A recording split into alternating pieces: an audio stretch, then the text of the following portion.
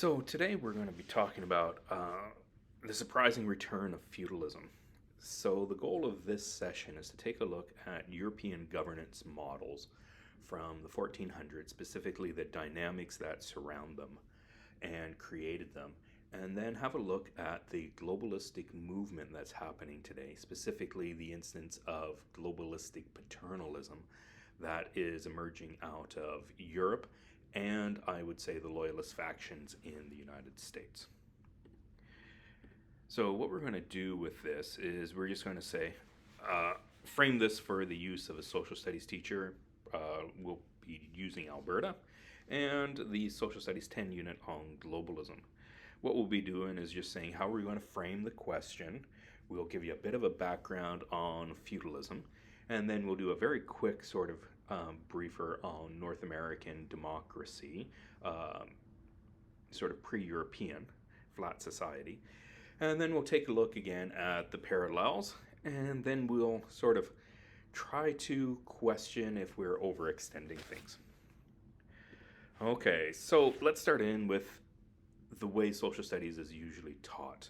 So whenever we teach, or whenever many people teach Eurocentrism, what they sort of do is they say in the imperial age of the 1700s, what happened is European countries expanded into lots of places of the world, dominated the population, and forced their governance model as the best solution from their eyes onto these folks.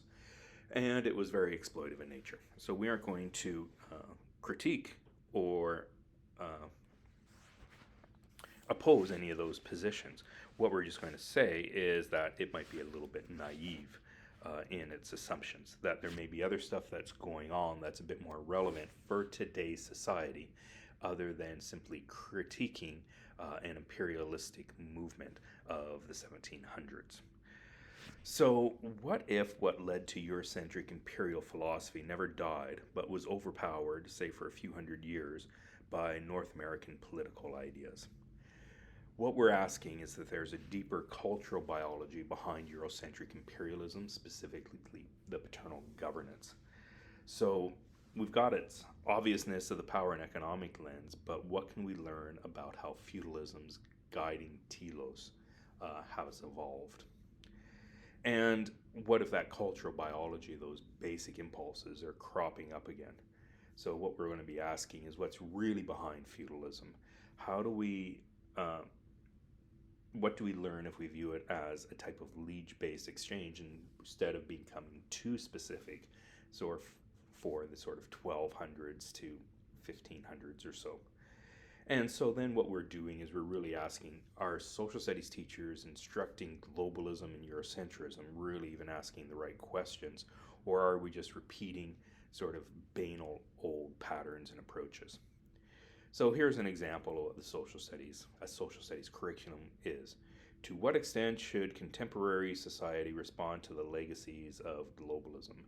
And what we're really looking at the specific level is the consequences of European contact, how does it affect the Aboriginal or indigenous societies, and what are the foundations of globalism? And again, all this is going to be done in a very critical way of Eurocentrism. And I'm going to suggest that this is deeply ironic because these criticisms are criticizing superficial aspects rather than the deep foundational things that were happening at this time, and that those deep foundational things are again in the upswing. And so we're almost critiquing the surface features of an old system in order to reproduce the deeper foundational roots of that very self-same system for almost the exact same ends, the suppression of a North American indigenous democratic flat society there. Deeply ironic. So we're going to jump into that. So what's the frame? So we want to take a look that Eurocentrism in that age of imperialism's distinguishing feature is a paternalistic attitude towards governance. This is epitomized in the lord-liege relationships and a fixation on the rightness of proper order. Now, what we're going to say is that the way this sort of emerged, solidified, congealed has happened via gene cultural selection. So what happens is you get the warring state periods of sort of the 1500s to definitely the 1600s into the 1700s. That selects for certain behavioral types. And in fact, I think we need to go back further than that into the 1700s. We're going to go back from probably the fall of the late Roman period under Charlemagne. And what we're going to say is that there's a pacing and leading between secular and religious governance. So Aaron Nora Zayan's Big Gods philosophy. And that pacing and leading of secular governance and religious sort of larger governance sets up a particular type of cultural, societal solutions in the European geographic area that then, through coincidence, geography, whatever reason, structural demographics, whatever reason you get, is going to solidify Eurocentric, paternalistic type governance into the population. And it doesn't happen easily, but because there's been, good 1,000 years of pressure on that, depending if you go back to the Roman times or not, that it's just stuck in there in the population. And that's going to be our core assumption. So what we're going to get from this is something like an iron law of oligarchy. It's going to be an iron law of serfdom as a triangulating point. What we're going to say is, as we look at this Eurocentric paternalism, that we start to see indicators across this society and other societies across the world that well of cultural evolution is serfdom. That what happens is the poor people sort of move up the social ladder from slaves eventually into serfdom, getting more rights and rules in order to be more as associated with the consequence of increased productivity needs, and that we see the middle class in these societies devolving down into serfdom for a variety of reasons. It just seems to be what we observe. And so we get the iron law of serfdoms from both sides of the spectrum. We get peasants in today's society coming up from the 20s, where these young folks oftentimes can't afford the house, and we get older folks in their mature years being taxed to death, taxed into oblivion. And so what we see in today's society is a reemergence of this law of serfdom in a de facto way. And what we also see from this is both the left and the right are starting to discuss and notice, hey, are we heading to a serf society? We'll see popular speakers on both sides starting to wonder about feudalistic parallels. Now, in this frame, what we're going to do is we are assuming that we're not looking for surface features. We're assuming we're looking for the deep biology behind these historical dynamics. So we're looking for the drivers that produce these ups and downs of society,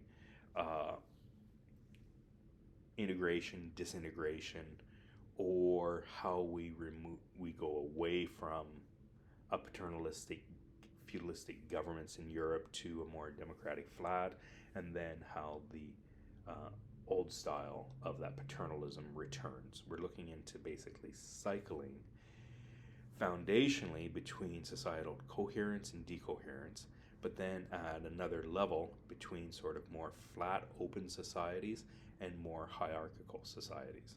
And so as we're looking at these quasi-periodic cycles that we see throughout history, we're raising the question as to, can such cycles apply to the larger, deeper governance paradigms that different, fairly stable polities across the world go through. So that's just going to be our foundational assumption, is biology, gene cultural, dual selection, inheritance, looking for deep patterns, not superficial features.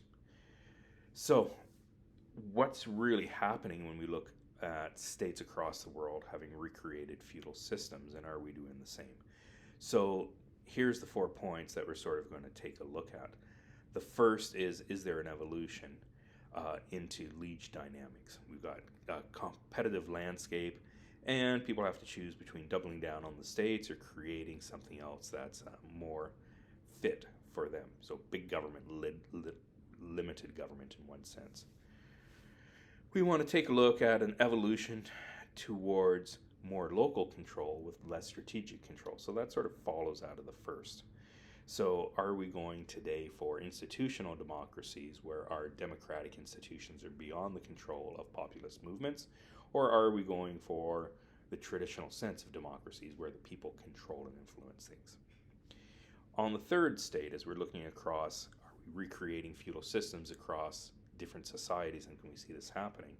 We're looking sort of at that currency exchange of the liege-lord relationships. So protection, fealty rackets. And then we're taking a look at, as these systems sort of start to ramp up through these 3 factors, and we're going through sort of efficiency versus entrenchment, we're sort of seeing emergent properties happening. And that's what we're going to say has happened, or propose has happened in Europe, is an emergent feature in sort of the first millennia and into the halfway through the second millennia. And that's now fixated in the population, and sort of what we see is it dying a hard death, and it's coming out again in another more apparently appetizing form. All this is based upon some assumptions. It's based upon the assumption that intergroup competition drives increasing role entrenchment. That as 2 groups compete, then the systems can be fluid, but over time what's going to happen is we're going to select for patterns that work the best, and that this isn't falling into highly strategized solutions, that you're just bounding through an adjacent possibles, and that's going to lead for some fairly stable patterns over time. We just don't jump enough through that adjacent possibility to jump into too many innovations. And so what was recreated with the dynamics of feudalism is likely going to be recreated today if the same dynamical conditions are present. So in this, we always want to critique ourselves and say what we want to do is be very clear about the scale we're looking at. You can choose other scales for history. Some people just say, let's just take a general scale and that's all that can apply. Is history has repeating patterns, history rhymes. Therefore, what happened with the Roman Empire with the collapse is the same with the Carolingian Empire, and the same with the US Empire today. I don't think that's right. I think we can do better. And some people will say, well, we can get too specific and therefore nothing's the same. The Roman Republic was different from the Second Roman Empire, and that's very different from the Carolingian Empire, so therefore we don't really have anything we can draw from that. I think that's wrong too. Right in terms of what they are saying for the scale they're looking at, but that doesn't mean we can't gather more information. And so the just right scale, I think, for the biological approaches into history is you sort of define a time scale where you can pick up an oscillating socio-political pattern, and you can see certain behavioral dynamics, those engines recreating those patterns. And then we just have to assume, which I think is a fairly valid assumption, that we've got gene cultural stuff keeping those generative engines fairly stable over time.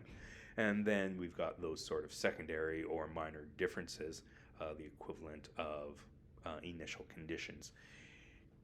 Sensitivity to initial conditions changing, so sort of you end up with a argument for complexity is what we see is we get the same sort of type of clouds coming up over time, even though every individual cloud may look very, very different.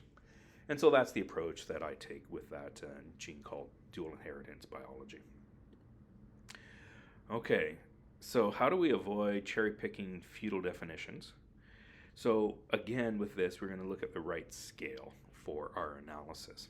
Doesn't mean other people can choose to critique it. We're just going to be overt and then say the critique should apply to the scale that we are choosing, not one that straw man that's being picked against us.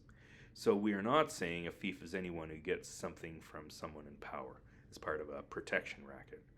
nor are we getting so specific in the fief relationships that will distinguish the German style of fiefdom from the English and etc.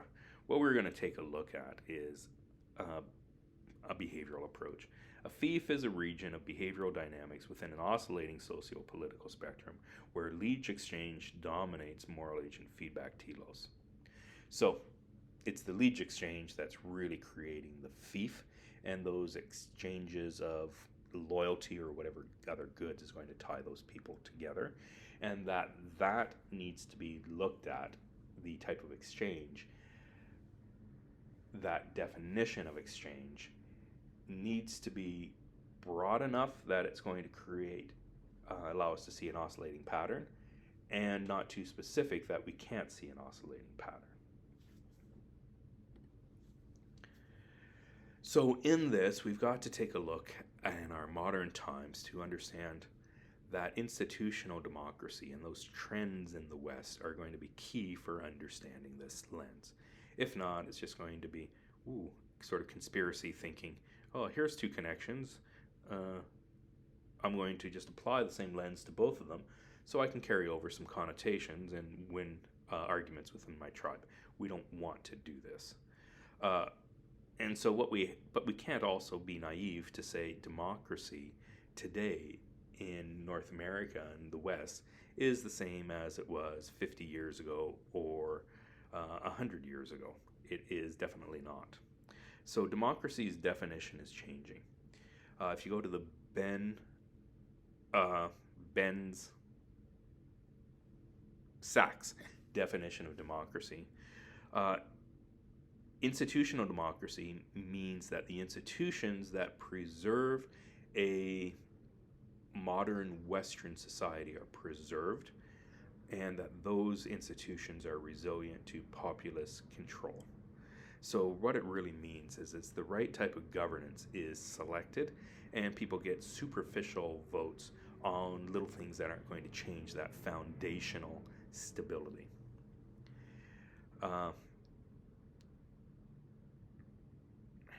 When we talk about that sort of globalization of paternalism, maybe socialism we could call it, paternalism is probably a better word, that what happens is peasants are given economic benefits as an exchange for sufficient support of the institutionalized democracy's far-reaching benefits. So this burgeoning liege exchange is the first key to understanding the Eurocentric governance paradigm. And I think that's what's happening as we see moves to socialism, is if you vote for us, we will take care of you. And then we will prevent the people that don't want to take care of you from ever getting in power again. And we'll call that democracy. And so democracy in the West is really shifting to a type of socialistic assumption, but I think beyond that, rather than getting into this tribal warfare of left versus right, we want to see that as we want to see to what extent that can be seen as an emerging type of paternalism based upon an assumption of right order that is one of those multiple characteristics that underlies feudalism, European feudalism, and feudalism in general across the world. So let's get right into feudalism before we get lost in the weeds. So Reynolds, I think, is a really good book, Fiefs and Vassals. I believe she goes through and say, hey, a lot of our assumptions about feudalism were written in the 1400s, looking backwards in time, and they are just sort of naive or outright wrong, and them assuming that this was a ready-to-made governance solution that was strategically put into place. The point is to suggest that instead of starting from the premise that we have a relationship called vassalage and that we know what it meant, it might be more profitable to examine the evidence and see if we can identify what types of relation we have in any given case. Having distinguished the kind of relationships that are at issue, or the combination of relationships, we might then try to assess the element of coercion or control that entered into it. So the question comes, what are the type of culture genes, dual inheritance, that formed and persist within European governance? So to understand the medieval culture, sort of we're looking at the pre-normal feudalistic age, so going around the thousands to 1200s where this stuff starts to come up. Medieval culture embodied a belief in hierarchy, obedience, and loyalty on the one hand, and a belief in custom, immanent justice, mutuality of obligations, and collective judgment on the other. Inequality in this world seems to have been the accepted premise of almost all social and political thought in the Middle Ages. So in Europe, what we get, that's different than other cultures in different ways, is we get a sense that there is a God-given, God-expected sense of order that is given under people, and that you better be part of that, and that means each sort of segment needs to do their part. If you know the evolutionary transition literature, this will sort of jump out as a mover to a higher sort of polity or evolutionary level. That's what's sort of happening that's unique in Europe, is we have this Catholic sort of overarching state that's underneath, or I guess above, all these individual states. And so the individual states are warring, but we have this collective telos, ethos, and morality that still binds this geographic area together and exerts small, gradual pressure over centuries towards this assumption of order and hierarchy as a natural God-given thing. And so as we have this selection pressure happening through all the warring states periods in Europe, this sort of overarching ethos keeps getting hit, and it keeps getting selected for in the population until it gets concentrated enough that we start to sort of diminish the warring states period, entering into sort of the grand wars in the 1700s as the different sort of major players fight with each other. So what else she says that's interesting is vassalage was important because that was the time when it was thought there was no idea of state, and there was very little idea of impersonal public obligations at all. We just don't think of there being a default tax rate all the time that you have to pay to the states. Is you did extractions when things were needed, and that those oftentimes had to be very localized. Okay? German barbarians didn't have the Roman sense of the res publica. So as the Roman Empire sort of decays with the badly worded, mistakenly known barbarian invasions, that what's happening is we lose that sense of sacrifice to the states, and we're going down to much more of a localized control. And I think that time period's super important for us for understanding what's sort of going on with feudalism of that era and what's going on with the possible reemergence of feudalism in our era. That this Germanic invasion, the barbarian invasions, was less groups of marauding armies coming in and invading the local countrysides, even though there was some of that. But what was happening was more like an immigration, mass wave of immigration that brought with it some of those people who were doing raids and extraction. But it was really just, I think, well viewed as this other people are coming in. They aren't paying taxes to Rome. Therefore, why are you spending all your hours of your day working for an empire that is far away from you, that's not providing any benefits, when these barbarians are, out hunting, having fun, doing what makes sense for them, and you're stuck as the dweeb that's sort of paying for a rich bishop over in Italy. And so I think what happens then is there is this sense of the barbarian invasion is less that nasty physical fight and more this, don't be a dupe, do what's in your own best interest and make your life easier. And once that happens because of the state collapse of the Roman Empire, then you can't be naive, because you still do have these roving bands of people who are ready to pounce on you if you don't have a protection racket. So what you need to do is, in order to get that freedom, you better have some sort of protection racket to help you out. And that just happens to be the barbarians or the locals, whoever can make that switch from sort of doubling down on the state to doubling down on more of a local approach that's much more responsive. And so that's, I think, the really dynamics that are happening as feudalism emerges, is you have sort of the barbarians coming up with an alternative, non-state-based approach to governance. That requires some protection racket. That heightens the responsiveness of localism, because you can always get someone else to protect you. So it's a competitive market. And that pushes for a lot more local responsiveness than the decaying Roman Empire could ever provide. But what's happening is the Christian Empire that's associated with this Roman Empire doesn't dissolve completely. It remains in the background as a guiding ethos, and then that guiding ethos sort of takes some assumptions about moral order than about governance. So that Roman Empire, we could say, sort of dissolves as a secular governing principle and reverts into a weak moral governing sense, with that Norazean pacing and leading between secular governance and religion governance that he establishes quite well. So we start to get a very fixation on the rightness of moral order.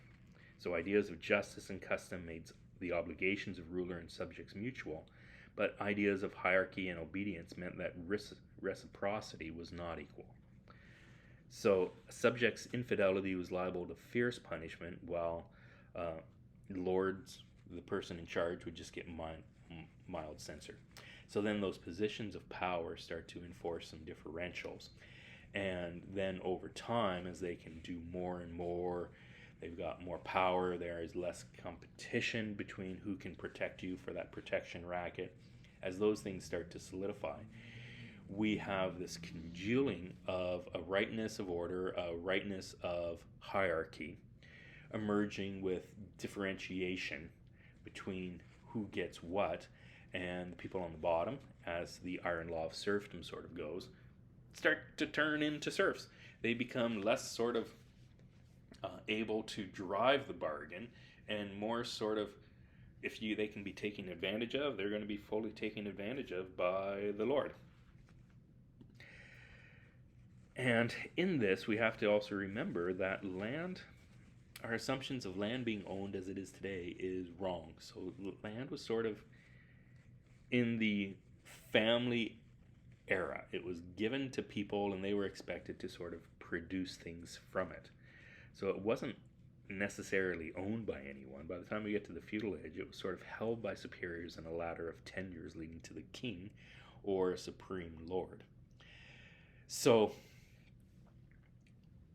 that's very different. We don't buy and sell land in the same way that we did today. You sort of have to buy and sell the obligations that go with the land. Today we think of that in terms of tax rates and these things, but that wasn't assumed at the time.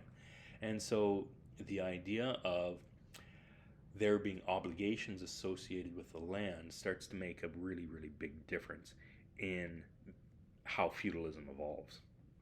Okay? So whoever's trying to control the areas, you try to get as much out of it as you can, because there weren't any fixed tax rates like we have in these big societies. And so you're trying to say, I deserve as much during this exchange as I can. And so then these lower rungs start from a position of sort of power, because there was a limited number of producers on the land.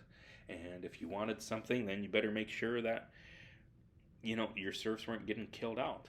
And now, as we have a concentration of ownership of land, as the governance systems sort of recongeal after the collapse of the Roman Empire, the badly worded barbarian invasions where you have sort of a flat society coming out with local choice. And now it's solidifying back into a hierarchy with that pressure of the governing moral telos. Is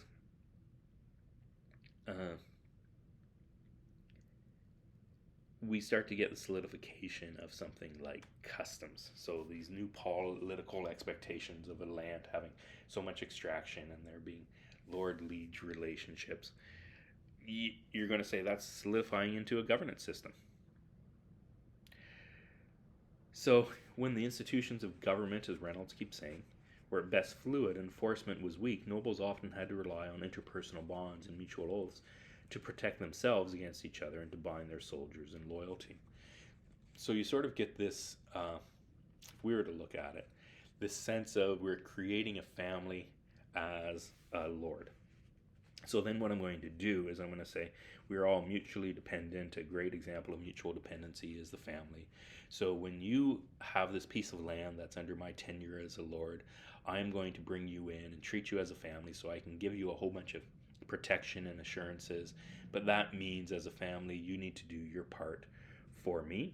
And that part is almost less based upon individuals. The individuals are giving the oath, so they're bound to it, but there's an expectation that the land itself and whoever is occupying that is going to produce for me, the Lord, enough goods that I can meet my increasingly optimized demands by my superiors for maximal extraction from a given geographic area. And so what sort of happens is, as these systems gain more and more efficiency, they become more and more hierarchical, and those obligations reach maximum extraction. Again, you see the iron law of serfdom coming in here. Maximal extraction is now what these systems are based upon, and who gets in charge is the one that can maximally extract over a sustainable period of time the resources that a given period of land can produce, and that's going to result in your feudal system really starting to solidify.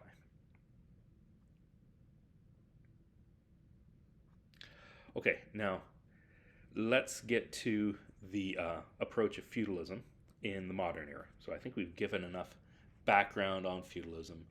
Fiefs and Vassals is a good recommended read for that. So this is coming from the left, from Kotkin. The new feudalism won't feature intrepid knights in armor or fortified castles, raising some soaring cathedrals filled with chants. Instead, it will boast new technology and will be wrapped in a creed of globalism and environmental piety. And yet, for all its modernity, the coming age looks set to replace liberal dynamism and intellectual pluralism with an orthodoxy that puts a premium on stasis and accepts social hierarchy as a natural order of things. So, lots of words coming from the left, obviously. So basically what's going to happen is Kotkin saying your feudalism today is not going to look the same as the old. Don't expect knights in shine armor to be what you're judging feudalism on. You're judging feudalism that's going to accept a hierarchical system, and it's going to say this is the way things should be and should always be, and it's the best system in there.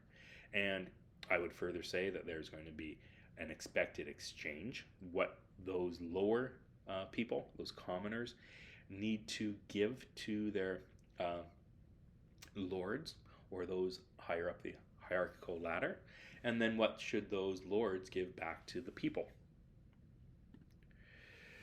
And so what we get when we take a look at the evolution of feudal dynamics is we get some energizers.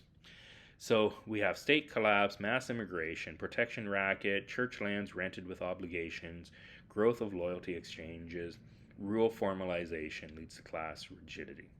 And so all these energizers are happening in the feudal age in Europe, and I think I can see them in other places like Tokugawa, Japan, and other Tokugawa era of Japan, and other types of things. So what's interesting in this is how the left and right are seeing the emergence of feudalism, and they're focused on very different things, but there seems to be a confluence, a point that they are tending towards that's informative. So on the left side, those that are sort of pointing out, hey, our society is looking more feudalistic, are looking generally at the inequality and the concentration of wealth and an entrenchment of the rich and the poor, inequality of outcomes. And they're sort of inferring there's an intention behind this, and the intention is to create a class-based society. The right is using a very different sort of perspective, and it's saying instead of just looking at the outcomes of inequality, we're looking at the incomes, sort of the inputs and what's happening, and we're inferring the outcomes. So they're saying the tax burden is getting bigger and bigger. We're losing control of the democratic institutions, and there is an entrenchment that's happening. So really it's based upon growing government size and saying this is going to make us into serfs. So not looking at the inequality outcomes, but just looking more at the trends. So that's interesting. When the left and right start to agree on something, you want to maybe take that a bit more seriously. So now what we're going to do is we're going to get to the major heart of our thesis, which is how feudalism might be a good lens to look at what's happening in this modern globalistic movement. And so we're going to take a look just very quickly at the North American model. And we'll just majorly use Graeber and Wengrow to cite this one, The New Dawn of Everything. That book's mainly going over sort of the idea of flat societies or non-hierarchical societies were more prevalent throughout history than the historical field suggests and what our archaeology focuses on. So maybe I'll read the quote for our viewers that are just listening. Not only did indigenous North Americans manage almost entirely to sidestep the evolutionary trap that we assume must always lead eventually from agriculture to the rise of some all-powerful state or empire, but in doing so they developed political sensibilities that were ultimately to have a deep influence on Enlightenment thinkers, and through them are still with us today. In this sense, at least, the Wendat won the argument. It would be impossible for a European today or anyone, whatever they actually thought, to take a position like that of 17th century Jesuits and simply declare themselves opposed to the very principle of human freedom. So what they are saying is, as Europe interacted with the rest of the world in the age of exploration and enlightenment, starting from the 1600s on, that there was a lot of feedback from these other geographic areas that they came into contact with.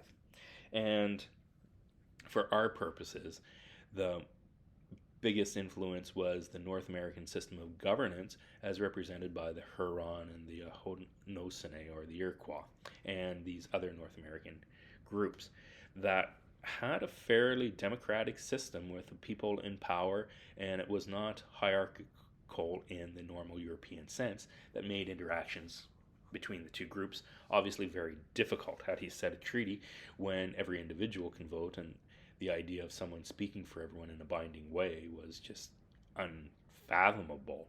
You could speak for whoever would want to follow you.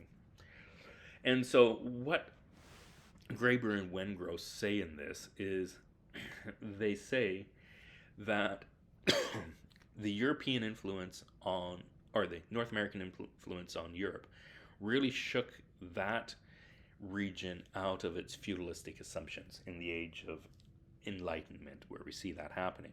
And we start to move into the age of revolutions. We get Protestantism and the War of Religions in the 1600s. Give yourself another 100 years as these ideas of democracy come up. We get our first democratic revolution in the American Revolution in the late 1700s, French Revolution, and then we get the era of revolutions up until the sort of middle of the 1800s, where every European countries had its revolution towards a more democratic style of approach. And what they're really, Graeber and Wengrow, are saying is, don't underestimate the influence that came from North America on this to supplant that feudal age. And so what we're seeing then is we're seeing sort of several hundred years where feudalism is in the back burner. These European ideas of class and order that have been really hard baked into the gene culture of the population are now suppressed by the momentum of this new governing system and what it can do in probably inter-world competition. Is what can democracy really do? How do we get rid of kings? Are there new governing systems that are going to be more effective in this sort of enlightenment era? And the answer is obviously yes. Okay? And so what happens with the North American influence is the paternalistic side of governance is really, suppressed for several hundred years. And what we're starting to see, I think, in the modern era is, since the rise of gradual socialism coming up since the destabilizing period of the late 1800s, when unions had to be accepted by the ruling population to prevent another American Civil War. And we see the New Deal emerging in the 30s, and all these movements to socialism since then, the culture wars of the 1960s, and this slow tick-tock towards socialism is the adjacent possible. Let's do what makes sense for us.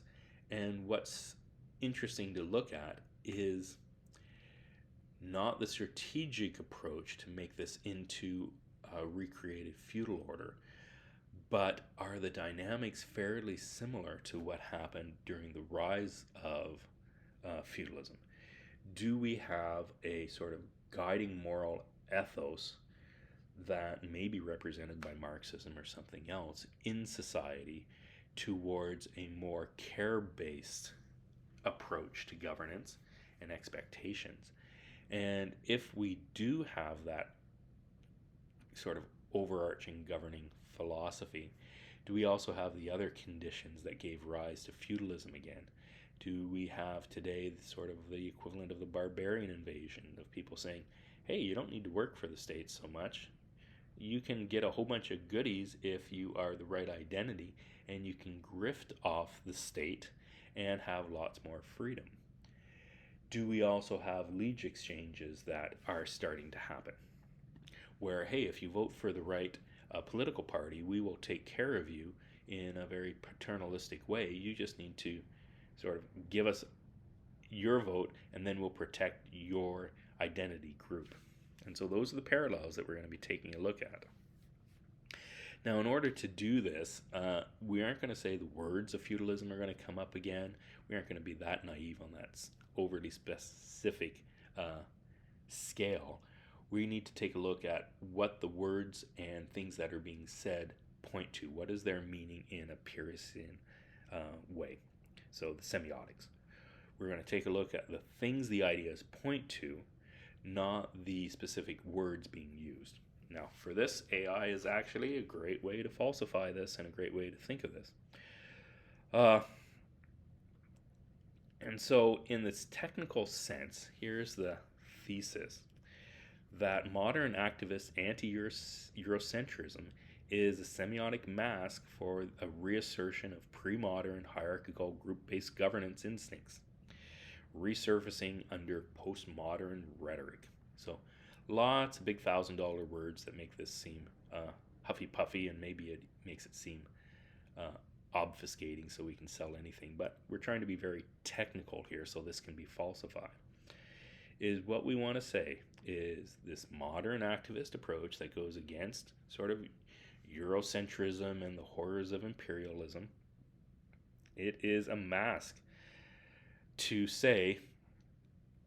we will be a paternalistic governing system for you.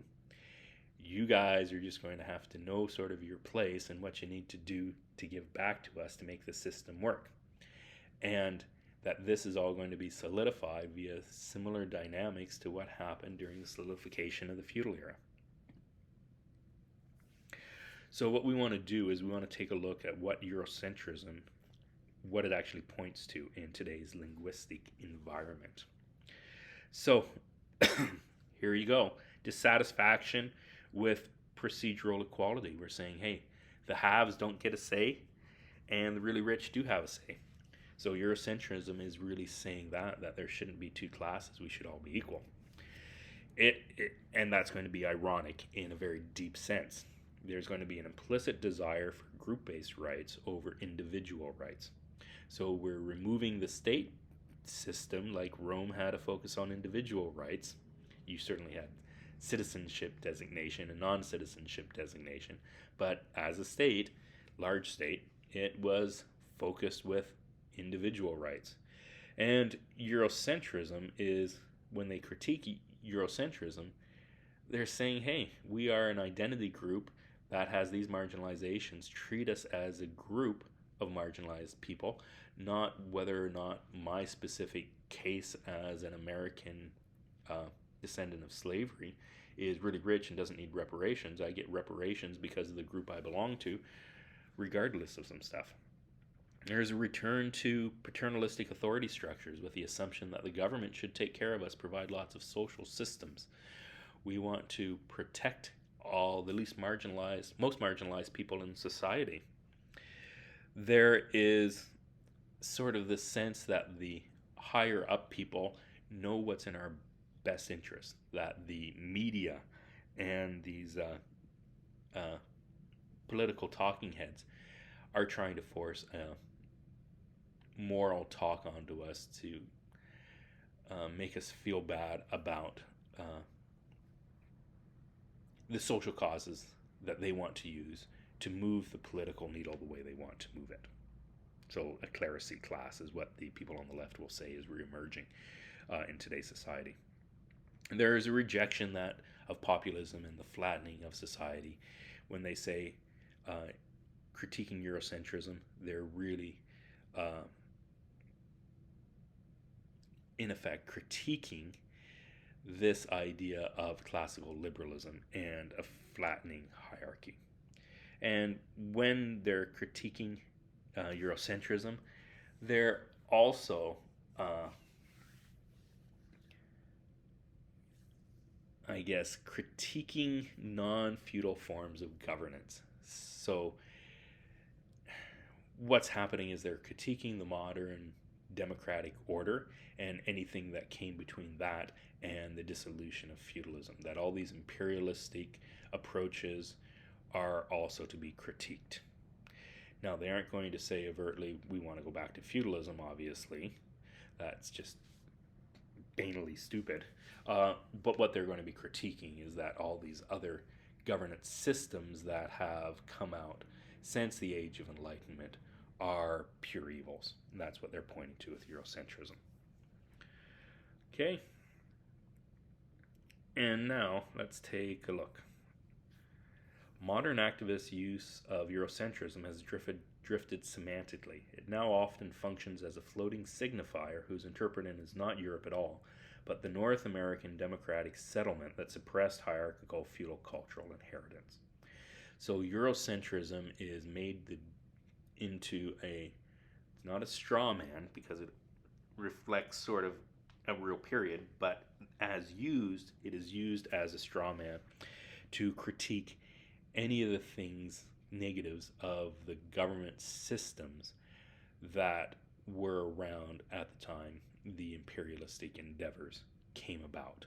And those imperialistic era will be interpreted writ large to go into the 20th century and sort of World War II eras and the expansion of American democratic governance across the world.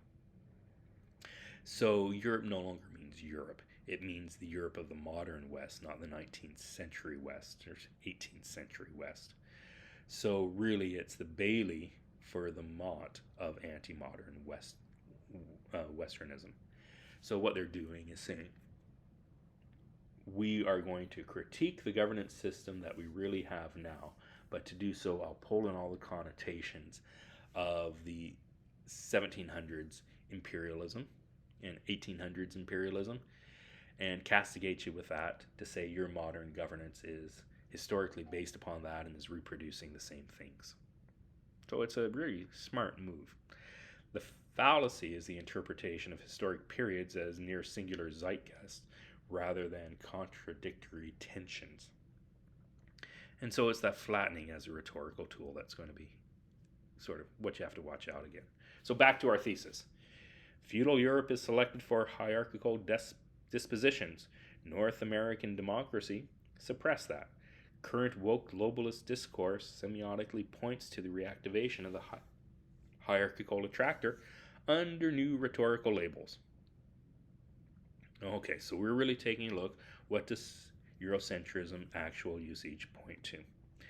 And so now we're going to analyze sort of the degree of stretch in this.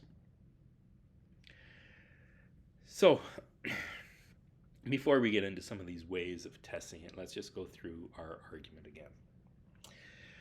So feudalism emerged from the fall of the Roman Empire. So we have a state becoming a weak state, and then people saying, I can do better, instead of doubling down on the state, an increasing number of people saying, I can figure out a new local solution that works better. We have this tied to a mass immigration wave, where people start to see others who are not giving to the state being well off, and we start to get protection rackets coming in as these locally optimized solutions get switched to.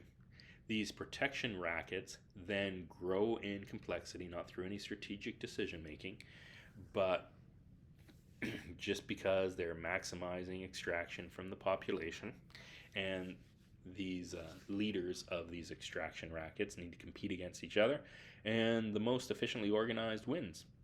And so what happens is, under this we also have a religious telos that is saying hierarchy is natural and God-given, and your duty is to be loyal to these hierarchical systems. And so that congeals everything together. And then we have these fealty exchanges, the Lord Liege exchanges, evolving and cementing. And we have the iron law of serfdom happening at the same time. So we have all these dynamic basins coming into a solution, and that gets stabilized through gene culture evolution and strong selection pressure during these long warring periods in Europe, including the imperialistic wars between the major players in Europe. And it really solidifies an assumption of governance in the people. Now, I want to make sure that I say the 1600s, 1700s imperial phase is where all this is changing, so it's the dynamic transition. But what happens is this European order, assumption of order, is really solidified in the people, where there's an assumption that the government should be paternalistic in nature, and that people should be cared of, and you just have your own duty to give something to your hierarchical pyramid to keep this stabilized, and that's a God-given good. And so now when the Age of Enlightenment comes in and we have this North American assumption of flat governance, it's not a sudden switch of all or nothing. They exist in tensions between it. But the tension gets won out from the North American side of democracy. And it goes for several hundred years until what it's giving to the people isn't effective anymore. And so we sort of have this collapse of trust now in democracy from both sides is now viewed as a shell game for people. That we wish it was different, but as implemented, both sides see it heading towards serfdom for the middle classes. And what happens is then the left sort of focuses in on, let's take care of the poor classes, and that will minimize the Gini coefficient between the rich and the poor, and we'll create a utopian system that way. The right sort of ignores that and says, let's just focus on shrinking government, and that will prevent a lot of problems.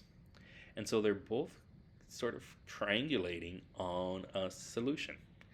And that solution is that what we see happening in Western society is really a shift towards a new feudal order.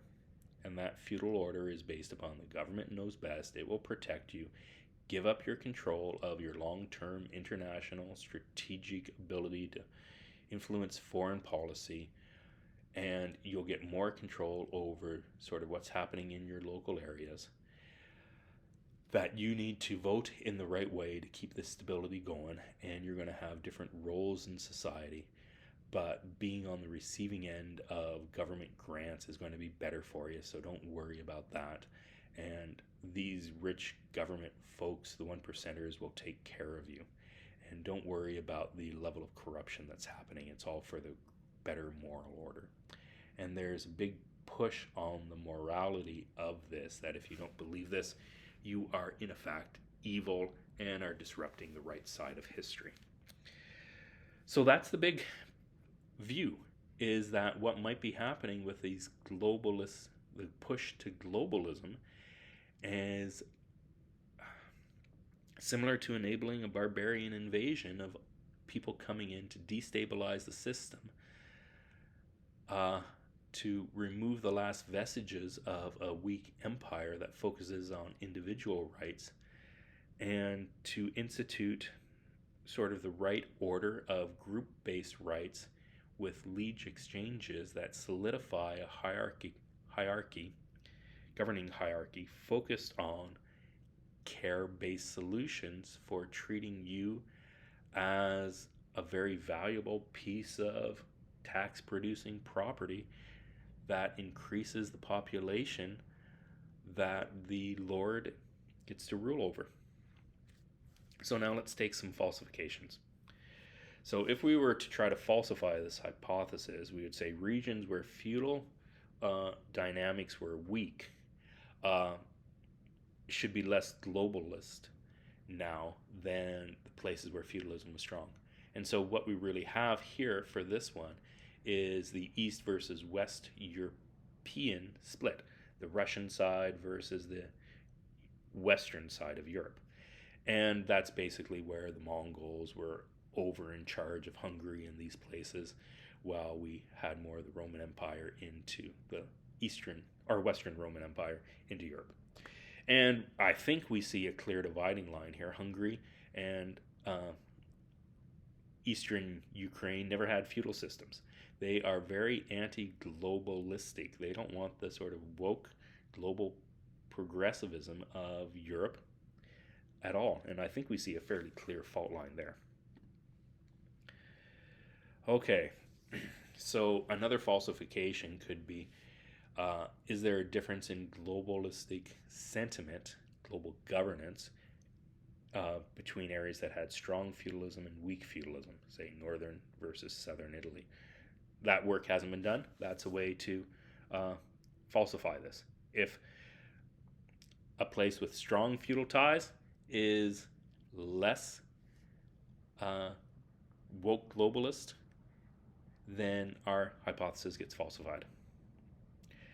So we can also take a look in North America, and the loyalists coming from a European sort of governing telos background, are they more or less globalistic than the sort of patriot side? So in here, obviously, the coasts of North America tend to be the more loyalist populations. Those with more Canadian influence, like Canada, would be more a loyalist population, as those loyalists emigrated into Canada, and we didn't vote for the revolution. So are we more globalistic there? I think so. And then it would just be the coast of California and Oregon and Portland, who are very woke globalist. And then you'd have to just trace through, are they more of a loyalist population or more of a patriot population? And if I remember American Nations, that book, correctly, that they tended to come through the Puritan background, who are very focused on community and the rightness of everybody being righteous in an environment, and sort of that focus on needing to create the right environmental conditions so people can be righteous, is really a fairly strong loyalist population of a paternalistic government. It's the ultimate expression. If the government can create a righteous environment, then all people in it will be righteous. And that's the founding stock of Oregon and Portland and sort of the dynamics that took over California. Okay, and let's get our Latz falsification. So we just want to take a look through other historical periods to see what was happening. So let's go through other societies that have strong feudalism. And if we have a society that had a strong feudal period for long enough, then we would expect that it would be more woke globalist. So a good falsification of this that disproves my hypothesis, I think, would be the Tokugawa era of Japan. So Japan had a strong feudalistic dynasty there for a few centuries, and it is definitely not woke globalist. So something's happening there with Japan that needs to be studied a little bit more. And I think we also need to go through sort of the Persian eras in history, and that's what I'm working through right now, is the role of Zoroastrianism and all those time periods of Darius and Cyrus, and seeing what we can pick up there from the information.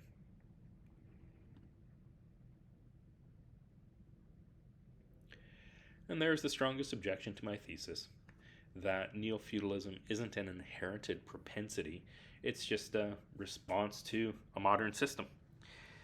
Now, that doesn't belie the insight we might get as to seeing woke global progressivism as a reinstantiation of feudalism. It is just saying that it's not based upon gene cultural traits. So that's the end of the system. Our presentation. Major references, so you can know where I'm drawing all this from, are up here on the screen. Rise of Western Christendom is excellent. Peter Turchin you have to understand any of the dynamical approaches. And Forgive Them Their Debts is a surprisingly strong book if you want to get into looking at these lenses from other societies. Foundational reading on evolutionary transitions. You got to get into the cultural evolution reading. And then if you want to get into the modern feudalism parallels from the left, you're looking at Lind and Kotkin, and I think McIntyre as a moral philosopher that's getting very popular in the last couple of decades is actually pretty good. And then to see the role, pacing, and leading between governance and religion, you want to get to Nora Zane's Big Gods. And I'll just go through, for anybody who's interested, a bunch of quotes that sort of make this slide deck up. Okay, so we'll start with the misconceptions about feudalism. And all these are from Fiefs and Vassals, and we're not reading them, we're just letting you see the slides enough to pull out those key quotes. So you can pause the video at any time to see those.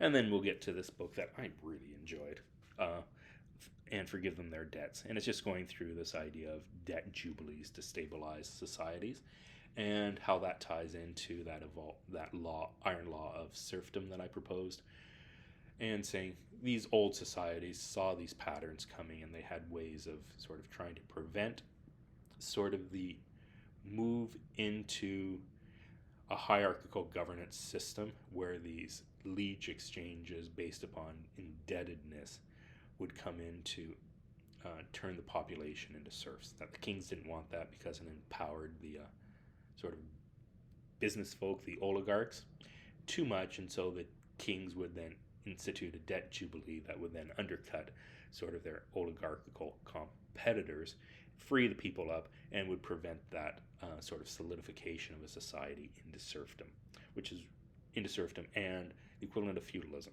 And that was really interesting to see. I'm going through both the Jewish area and also the Persian areas here.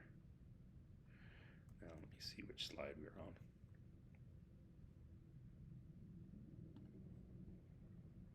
on. Okay, here I think we go. So you can keep seeing these slide decks.